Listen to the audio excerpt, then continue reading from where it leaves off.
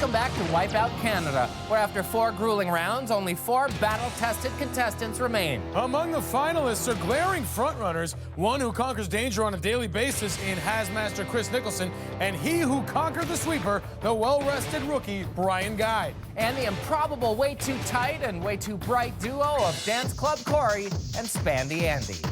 Now this is where it gets even more interesting. Impossible! Think so? Well, listen to this. In order to earn the grand prize of $50,000, contestants must post the fastest time on the Wipeout Zone.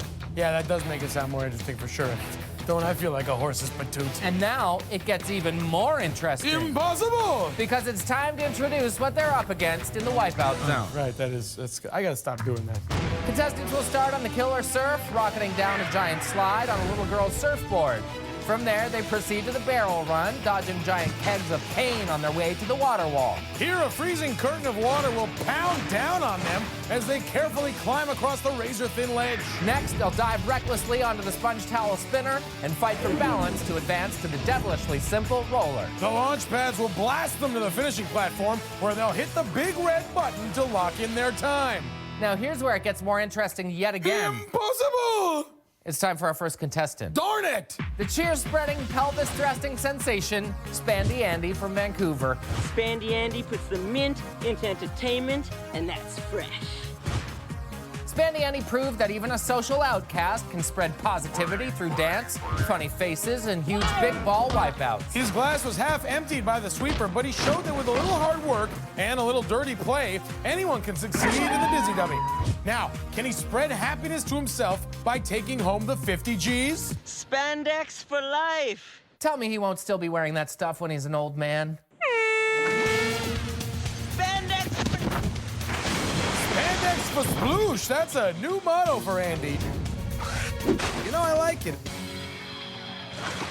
Spandy Andy taking on the barrels now. His boundless energy serving him well as he springs over all 4 barrels. Andy be nimble, Andy be quick. Andy jumped over those barrels. Sick. I love that nursery rhyme. Now onto the water wall. He'll need excellent balance for this. Which might be tricky for someone as unbalanced as Spandy Andy. JT, focus. A little positivity, please. Okay, thank God he's got something under those see-through yellow shorts. Better. Spandy Andy at the sponge towel spinner. Andy lands it, but it'll take more than believing in yourself to get off this safely. He leaps. Oh, he jumped just a little late and smashed into that exit platform. Spandy Andy's optimism will be tested here. It's a long swim back, and the clock keeps ticking. Back at the sponge towel spinner. Remember, if at first you don't succeed, fall again. but he does it. Spandy Andy almost slips off, but is clinging to a roll. And he's dragging himself back up. This is what I call putting a positive spin on things. He jumps and lands on his feet. Things are looking up, straight onto the roller. He sets off on the roller, and that had to hurt. The roller hit him right in the thruster. That'll dampen anyone's spirit, not to mention their body. All these falls starting to take their toll on his time. But Spandy Andy and his can-do attitude glides past the roller with only the launch pads to go. Spandy Andy's got to be careful. He has a history of misjudging the elasticity of things. He's landed on the first, jumped to the second, and pulls himself up. He takes that last little jump and stops the clock at 6 minutes and 3 seconds. It's spandemonium out there, but that's not really a good time. And I'm trying to stay positive here, but that time sucks. Way to get our hopes up, Spandy. The first to challenge Spandy's not-so-tight time is this man of the little cloth, Winnipeg's Cory. The dance-crazed competitor picked the wrong dance partner on the sucker punch. Met our very own bouncers on the big balls and got clubbed by the sweeper arm. But it was all rave reviews on the Dizzy Dummy, where Cory bumped and grinded his way into the Wipeout Zone. So, can Dance Club Cory win the 50 thou and buy some clothes that fit? If not, I'm gonna lend him the money. I'm gonna fly through this Wipeout Zone. That these pants are gonna be coming off, and I'm gonna be fabulous. See you at the end. Good luck, Cory. Keep those pants off. Dance Club Cory gets down on the killer surf. I wonder if Cory screams like that when the DJ shouts, "Make some noise!" Heading up the barrel run must be tough for him. Because of the ramp and barrels? No, having to jump around with pants on for Of once. course. But he hops those barrels like they're nightclubs and he's on the water wall. Or is he? Yep, now he is. Looking kind of out of his element up there. You know, I'm surprised. It's dark, there's loud music, flashing lights, fireworks. It's like Club Wipeout, bro. seems to be moving pretty slow across that wall. A little slip up. Interesting. Spandy Andy suddenly isn't into motivating people when there's money on the line.